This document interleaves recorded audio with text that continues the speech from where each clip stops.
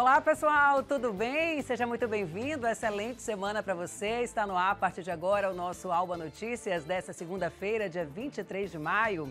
A partir de agora você vai receber aí na sua casa todo o nosso conteúdo direto aqui da nossa redação, os principais destaques do dia aqui da Assembleia Legislativa da Bahia e os assuntos desta segunda-feira em evidência em todo o estado. Aqui no estúdio nós vamos falar sobre eleições, porque hoje é segunda, você já sabe, é dia oficial do nosso bate-papo com um comentarista político para saber como anda a corrida eleitoral, os bastidores, as pesquisas de intenção de voto e as chances reais aí dos candidatos. E você vai ver hoje também. Alta no preço dos combustíveis faz 5 mil motoristas por aplicativo abandonar profissão na Bahia. Bispo da Diocese de Amargosa recebe maior honraria da Assembleia Legislativa, a Comenda 2 de julho. No esporte, revelação de um projeto social de Salvador, jogador Danilo é a aposta de Tite para defender a seleção brasileira em 2 amistosos contra a Coreia do Sul e Japão, rumo à Copa do Catar. Só tenho a agradecer a Deus, né? Aos treinadores, desde a base até hoje, e continuar trabalhando firme, né, para poder ter mais oportunidades.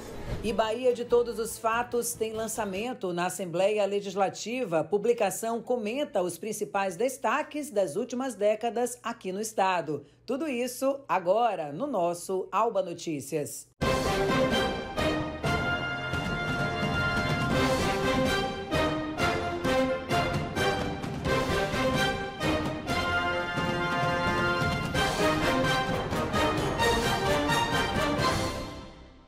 Muito bem, muito boa noite para você. A notícia do 7º e agressivo reajuste no preço dos combustíveis caiu como uma bomba no grupo de conversas de motoristas de aplicativo. O combustível representa até 50% dos custos fixos dos motoristas de aplicativo e esta alta, que foi anunciada pela Petrobras, fez mais de 5 mil motoristas abandonarem essa função. Vamos saber mais detalhes na reportagem. Para motoristas por aplicativo terem lucro no trabalho após sucessivos reajustes no preço dos combustíveis, está cada vez mais difícil. Muitos já desistiram de rodar e outros já cogitam mudar de profissão. O fenômeno de corridas recusadas já acontece no Brasil há alguns meses. Nas redes sociais é possível ver publicações onde motoristas por aplicativo dizem que corrida só a partir de R$15. De acordo com o Sindicato de Motoristas por Aplicativos aqui na Bahia, essa alta nos preços dos combustíveis fez com que 5 mil motoristas deixassem de prestar o serviço no estado.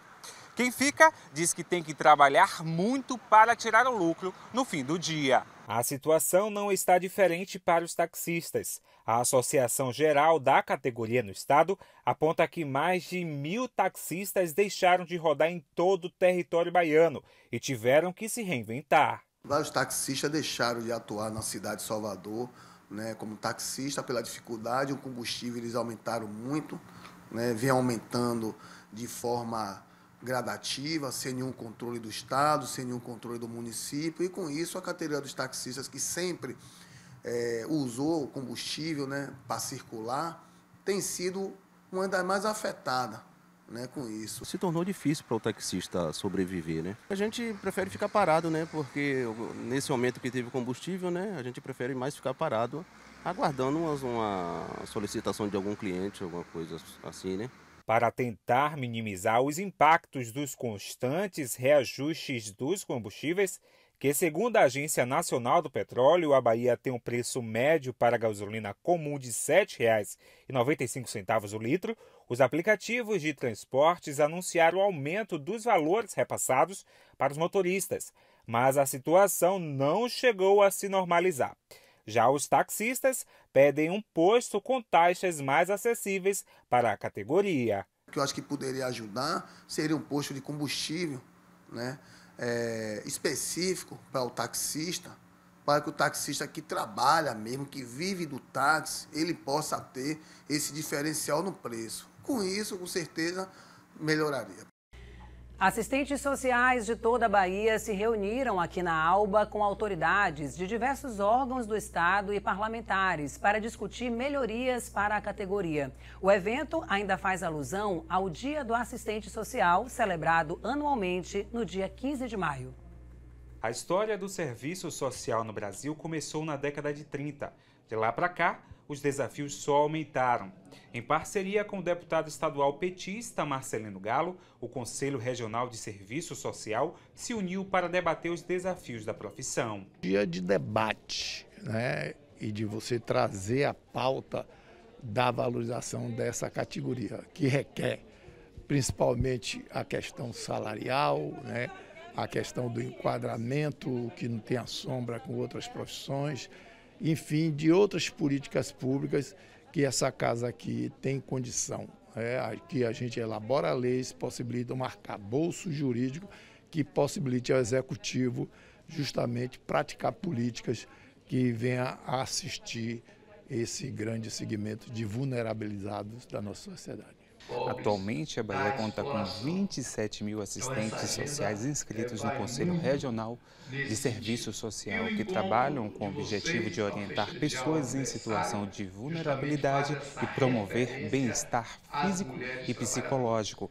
Aqui na Alba, eles pedem melhorias profissionais. São vários desafios, somos classe trabalhadoras, defendemos a classe trabalhadora e, com certeza, esses desmontes dos direitos trabalhistas, dos direitos sociais, efetivamente também machuca, né, a legitimidade da nossa profissão. Estamos aqui para isso, para defender os direitos humanos, para defender direitos socioassistenciais, sociais, e é isso que buscamos hoje, através dessa atividade aqui. A assistente social Caroline Ramos disse que esse evento é uma ação para chamar a atenção para os profissionais de serviço social na Bahia e fortalecer a luta das mulheres. A certeza de que nós precisamos avançar para outros espaços, num diálogo muito bacana para a construção de uma sociedade verdadeira e equânime para quem a gente atende e para nós, né?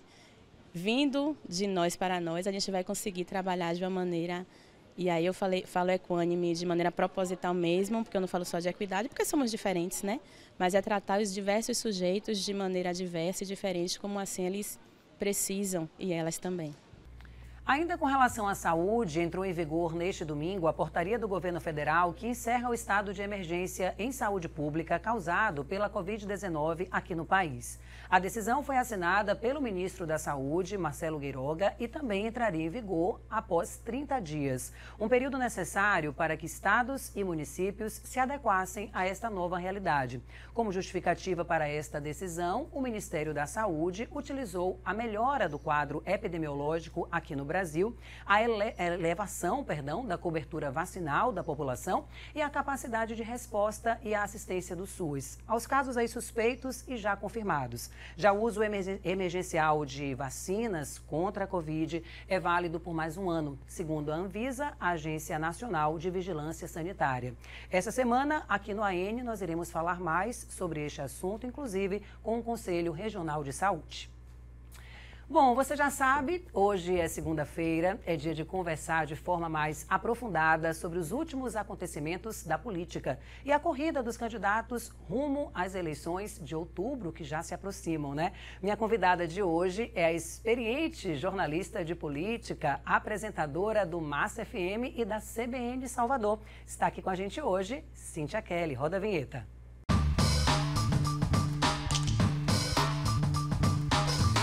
E Cíntia já está aqui com a gente na nossa redação. Sim, o nosso estúdio segue em reforma e é daqui que a gente está levando para sua casa todo esse conteúdo, inclusive essas informações de bastidores da política, que eu sei que você tem muito, Cíntia. Primeiro, seja bem-vinda. Obrigada por dedicar um pouquinho do seu tempo a estar aqui com a gente hoje na TV Alba. Eu que agradeço, Milena, o convite. E assim, estava falando com o pessoal aqui, porque eu sempre cobri a Assembleia, né?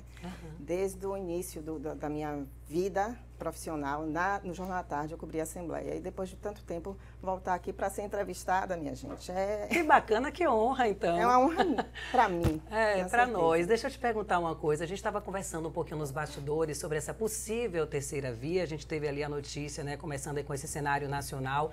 Temos a forte pré-candidatura, né, do ex-presidente Lula. A gente tem aí a corrida do Jair Bolsonaro. A gente tem agora essa desistência de Dória e a Simone Tebet surgindo. Como é que você vê essa terceira via e esse cenário nacional?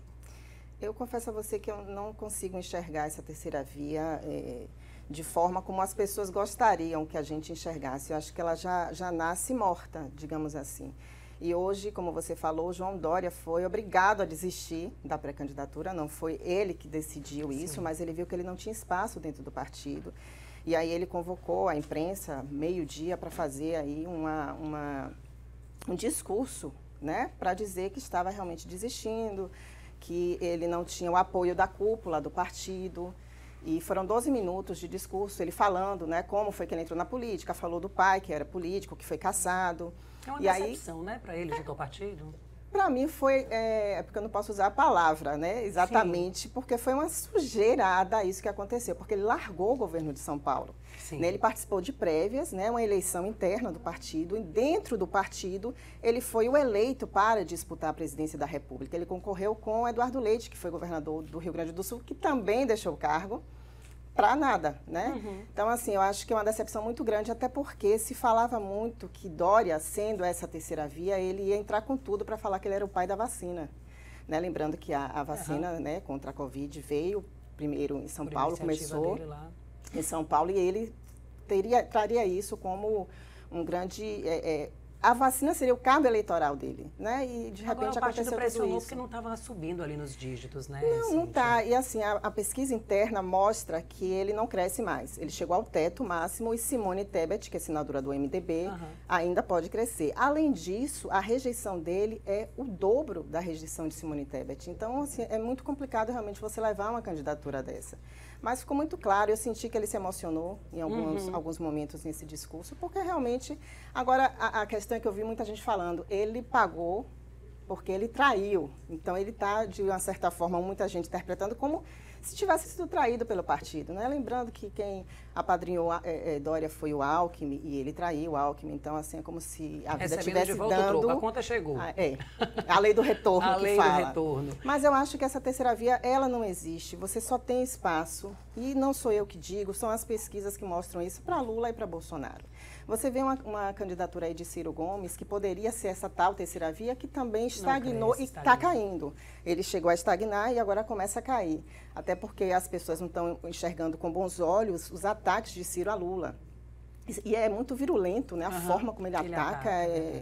Falta a tal da inteligência emocional para Falta muito tempo, ele já nasceu sem, digamos assim. Ô, Cíntia, vamos trazer um pouquinho para o nosso cenário, né, aqui da Bahia, a influência, né, dessas questões todas que a gente está falando, da federalização dos votos. A gente tem recentes pesquisas que, inclusive, trazem, né, essas perguntas quando um candidato é puxado pelo candidato a presidente. Como é que você vê esse cenário? Agora há pouco, a gente teve aí nos bastidores uma notícia revelada em alguns sites dizendo uma possível aproximação, né, desistência da candidatura de João Roma ao governo da Bahia. Esses números dessas pesquisas, essas notícias que saem, a quem prejudica, a quem ajuda? Qual a sua avaliação disso? Na matéria que saiu, na verdade, originalmente no Valor Econômico, falou que há uma aproximação aí do ACM Neto com Bolsonaro, sendo intermediada aí pelo presidente do PL, Valdemar da Costa Neto, e o Elmar Nascimento, que é o líder do partido União Brasil, na Câmara. E aí diz que Elmar Nascimento falou que no primeiro turno, esse apoio de Neto a Bolsonaro e vice-versa não vai ser interessante, porque aqui a Bahia é Lula. Então, não seria interessante para a ACM Neto. Mas, no segundo turno, de repente, o ACM Neto poderia apoiar a candidatura de Bolsonaro. E eu acho que vai ser um tiro no pé se de fato isso acontecer, Milena. A gente estava conversando antes aqui do programa.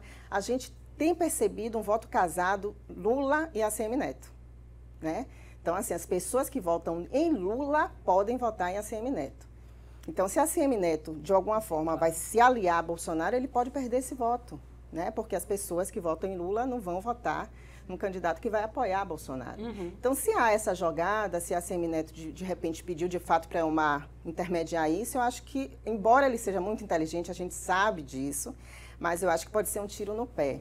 Agora, essa questão, Cíntia, será que é verdade, será que é mentira?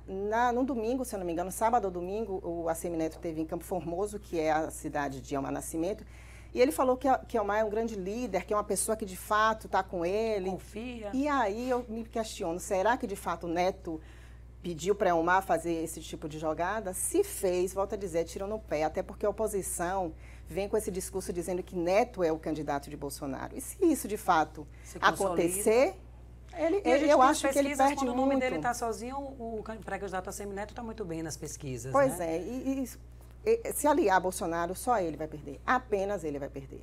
Vamos trazer então para uma outra realidade, que é a realidade do Senado. A gente tem... Só para eu complementar, depois dessa nota falando dessa possibilidade, inclusive da desistência de João Roma, porque aí teria que João Roma desistir e os votos de Roma migrariam para a ACM Neto nessa articulação. João Roma já veio a público falar que isso é mentira, que isso é um boato e que o próprio presidente da República não terceiriza.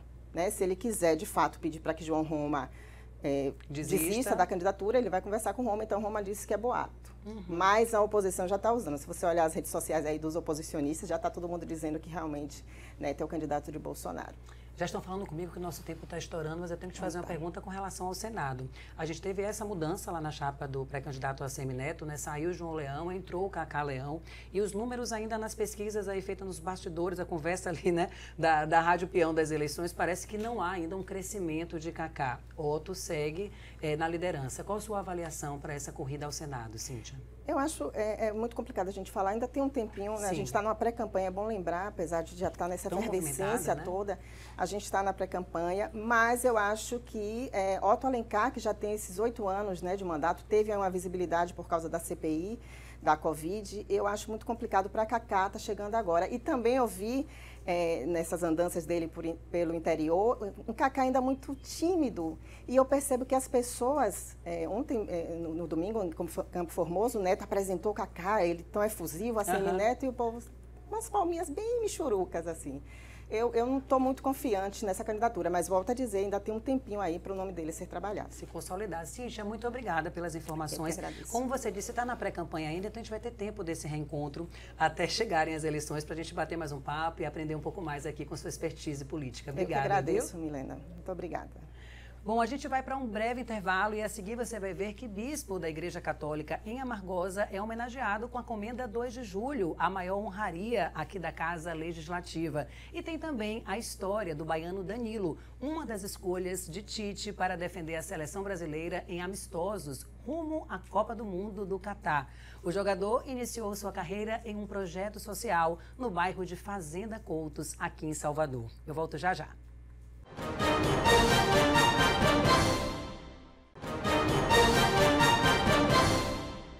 Estamos de volta com o nosso Alba Notícias. Seja muito bem-vindo, você que está chegando na TV Alba, aqui é a nossa redação, onde temporariamente nós estamos levando o conteúdo do nosso AN até a sua casa. Nosso estúdio está ficando lindo, tá? Já já tem inauguração e você vai ver como ficou maravilhoso. Vamos começar esse bloco falando sobre a Comenda 2 de Julho, a maior honraria aqui da Assembleia Legislativa da Bahia, que foi dada ao bispo emérito da Igreja de Amargosa, Dom João Newton. O religioso, formado em teologia e filosofia, é bispo da Igreja Católica desde 1986 e, desde então, vem desenvolvendo diversas ações sociais aqui no estado. Veja só. Natural de Amargosa, Dom João Newton dos Santos Souza chegou a se formar em filosofia e teologia no ensino superior, mas foi o chamado eclesiástico que ardeu em seu coração e o fez escolher o caminho de fé como vocação. José Carlos, colega de seminário, presenciou o início da trajetória do homenageado. Ele tocava órgão na igreja e ele era muito querido lá no seminário, jogava ping-pong, tá entendendo? Então, mas sempre também era muito discreto e muito piedoso. Faça-se a tua vontade. Essa sempre foi a motivação de Dom João. Com esse lema, ele aceitou sua missão como bispo e desde 1988, quando foi transferido para voltar à sua terra natal, atua na cidade de Amargosa. Hoje, como bispo emérito, é o terceiro bispo diocesano da história da igreja local. Para mim foi uma surpresa. Eu jamais poderia imaginar uma homenagem deste porte. Eu não sou muito afeito a homenagens, porque eu acho que tudo o que eu faço para o reino de Deus, sem esperar nenhuma recompensa humana. Mas vem uma surpresa dessa, não é uma atitude do deputado Dal, e aí eu não tenho outro jeito, senão estar aqui com vocês.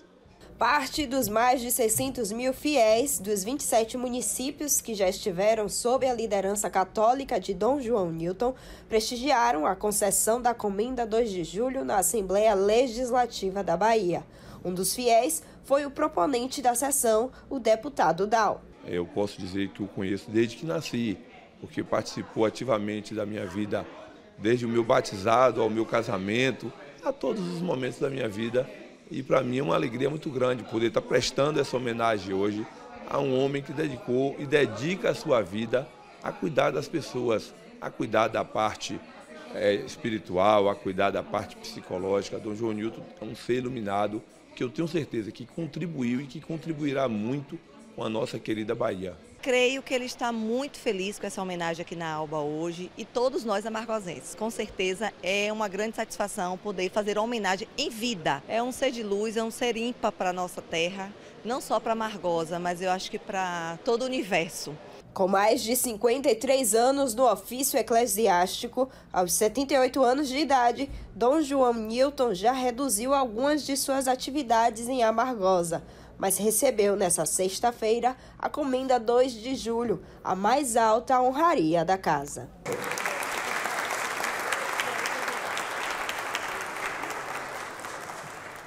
E agora é hora do nosso Momento do Esporte. Roda a vinheta. Leonardo Costa, chegue mais para atualizar a gente. Como é que foi o final de semana? Tudo bom, Léo? Boa noite. Movimentadíssimo. Nem coube tudo no Momento do Esporte de hoje, Guardou um pouquinho para amanhã ter mais. Para amanhã e para o fim de semana também, sim, né? Já estou preparando aí o Momento do Esporte de sábado. Boa noite, minha parceira, para você. Boa noite para você de casa que acompanha diariamente a gente aqui no nosso Alba Notícias. Começo com a conquista do Vitória. Em luta direta contra a zona de rebaixamento da Série C, o Vitória bateu Confiança após primeiro tempo arrasador e respirou na competição, neste domingo no estádio Barradão. Vamos ver. O Leão desenhou o resultado ainda na etapa inicial, quando balançou as redes com Gabriel Santiago, que completou o cruzamento e abriu o placar aos 23 minutos.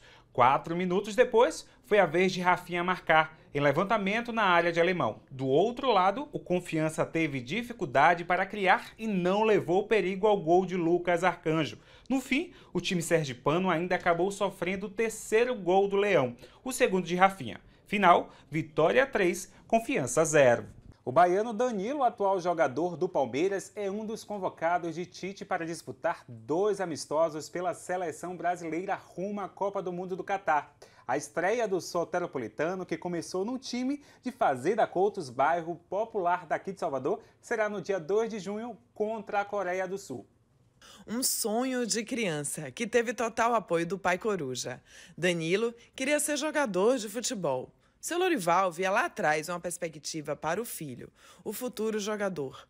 Iniciou a carreira aos 4 anos de idade, num projeto de futebol no bairro de Fazenda Coutos 3, aqui em Salvador. Com 4 anos, no projeto de Ailson e foi com 4 anos, no Colégio Santo Antônio, que ele já jogava com os meninos já mais velhos do que ele, né? De 5 anos, 6 anos, ele já estava jogando no meio. Ele já destacava, ele já lutei um bocado, todo sábado tinha que levar ele. Trabalhei, a gente trabalhou e ficou 4 anos, 4 anos com a Ailson, que ele saiu com 8 anos. 8 anos ele saiu direto para o Bahia. O Danilo chegou lá aos 4 anos, nem podia jogar, né? Porque o projeto era a partir de 7 anos, mas a pedido do pai a gente matriculou ele e aí ele fez parte do projeto e já era um menino que realmente era diferenciado. Sempre precoce, aos 7 anos Danilo já era titular no time sub-10. No ano seguinte, aos 8 anos de idade, passou no teste de divisão do Bahia, time que permaneceu até ser dispensado em 2015. Após uma rápida passagem pela Jacuipense, Danilo foi descoberto pelo Instituto Social Manassés, que possui um programa que incentiva a prática do esporte e o combate às drogas e tem parceria com o Cajazeira Futebol Clube. A partir do momento que a gente conheceu o Danilo e todo o potencial dele, mais uma vez entrou uma história precoce na vida do Danilo. Com 16 anos de idade, a gente viu tanto potencial nele que nós profissionalizamos o Danilo com 16 anos de idade e demos início à segunda divisão do Campeonato Baiano pelo Cajazeiras. E não foi diferente de tudo que o Danilo tem vivido hoje em dia. De fato, aquele menino tinha realmente o talento com a bola. Mas quem poderia imaginar que a sua trajetória até a realização do sonho de uma carreira iria tão longe? De um time de bairro até a divisão de base do Bahia, com passagens pela Jacuipense e Cajazeiras Esporte Clube. Até ser visto pelo Palmeiras e entrar no Sub-17, sendo campeão daquela categoria naquele ano. E agora, adivinha só, Danilo foi convocado por Tite para a seleção brasileira. Ano passado, o jornal francês L'Équipe fez uma lista com os 5 atletas brasileiros que poderiam fazer sucesso na Europa. E adivinha, né? Danilo estava em primeiro lugar. Melhor em campo, Copa do Brasil. Daqui. Tá esse aqui, o craque. Craque do Paulistão contra o Corinthians. O meio-campista que hoje atua na armação de jogadas do Palmeiras se tornou um ídolo, uma referência para quem hoje está começando, assim como foi para ele há tão pouco tempo. De vendo grandes jogadores de futebol como Danilo, Neymar e outros jogadores como Ronaldinho Gaúcho, todos esses jogadores assim. Agora o jogador Danilo, aquele que já foi até dispensado, terá um grande e talvez o maior desafio pela frente, o de defender a seleção brasileira. Bom, um misto de patriotismo e missão. Só tenho a agradecer a Deus, né? Aos treinadores, desde a base até hoje, e continuar trabalhando firme, né, para poder ter mais oportunidades. Sucesso aí, viu, Danilo? Estamos aqui na sua torcida. Seu Lorival, convite aceito. Em novembro eu estarei aí para a gente comer esse churrasco acompanhando seu filho jogar na Copa do Mundo. E para a gente fechar o ME de hoje, vamos para as águas. Campeã olímpica em Tóquio 2020, Ana Marcela Cunha segue imparável.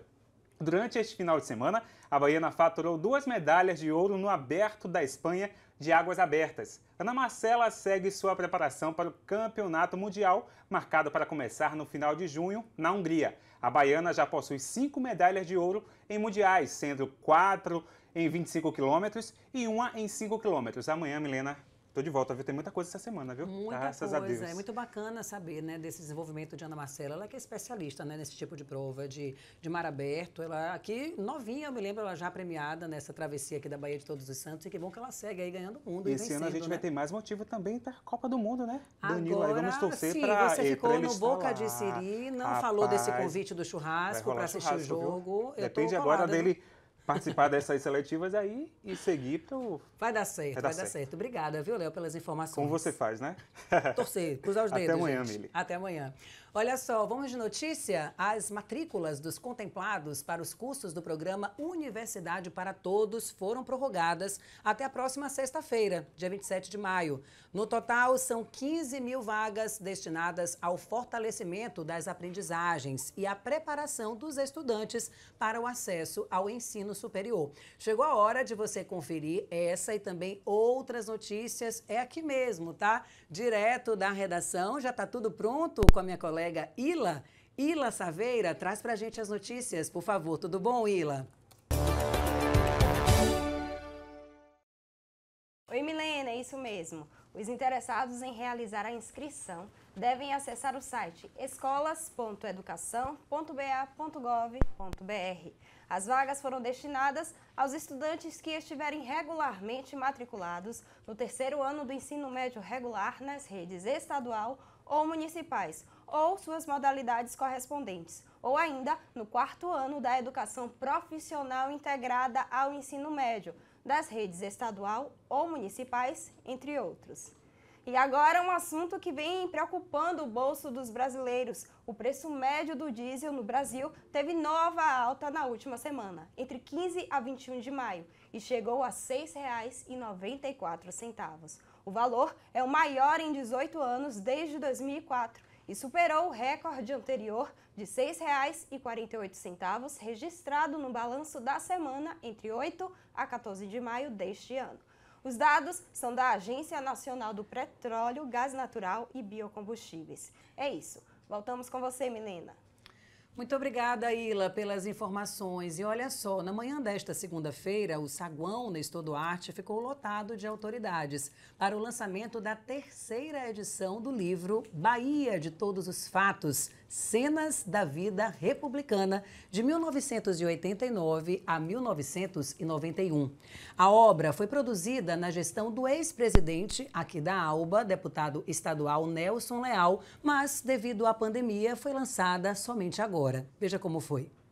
Autoridades de várias esferas de poder e diversos servidores da casa marcaram presença no saguão Nestor Duarte, aqui na ALBA, para participar do lançamento da nova edição do livro intitulado Bahia de Todos os Fatos, Cenas da Vida Republicana. A iniciativa do relançamento da obra foi uma ideia da deputada estadual Ivana Bastos. Que alegria, né? Conversando com o senador, isso deve ter uns 5 anos mais ou menos, ele me falava do que estava escrito aqui. A história da política da nossa Bahia, a história lá da Chapada Diamantina, e aquilo me deu uma curiosidade muito grande. Vim à biblioteca aqui da casa e lá só tinha um exemplar. E aí eu fui atrás do Paulo Bina para saber por quê, cadê, que eu queria ver, que eu queria conhecer esse livro. E aqui está hoje, né?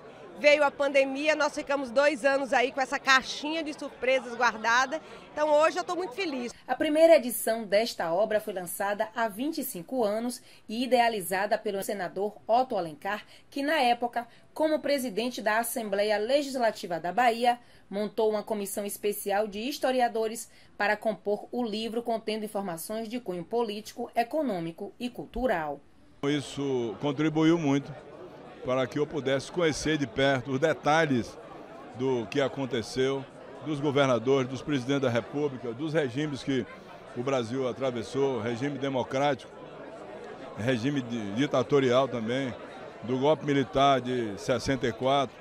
A história ensina muito, sobretudo aos políticos, a não errar nas suas ações, nos seus atos. Para o presidente da ALBA, que estava entre as autoridades, esse é um momento oportuno, principalmente porque essa é uma obra que reúne fatos relevantes da história do Brasil. Se inspirou em uma obra do grande, um dos maiores brasileiros, professor, político, Darcy Ribeiro, né, Entre Trancos e Barrancos. Então, para mim é uma honra muito grande, nessa manhã aqui de segunda-feira, estar com o senador Ângelo Coronel, ex-presidente dessa casa, vários deputados e todo o público que lotou esse salão, né, para relançar novamente esse livro que tanto sucesso fez e continuará fazendo.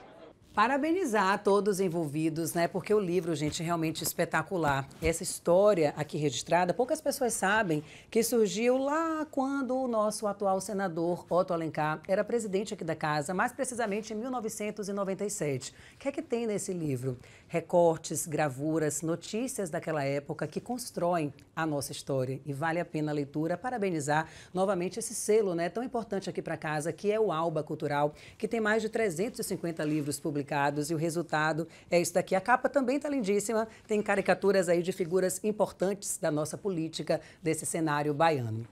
A gente vai ficando por aqui, né, com a edição de hoje do nosso ALBA Notícias, agradecendo a sua companhia, a sua audiência e fazendo o convite para você conhecer lá a rede social da TV ALBA no Facebook e Instagram. Amanhã a gente tem um encontro marcado ainda aqui na nossa redação, levando muito conteúdo e as notícias do Legislativo para você de casa. Tchau, tchau.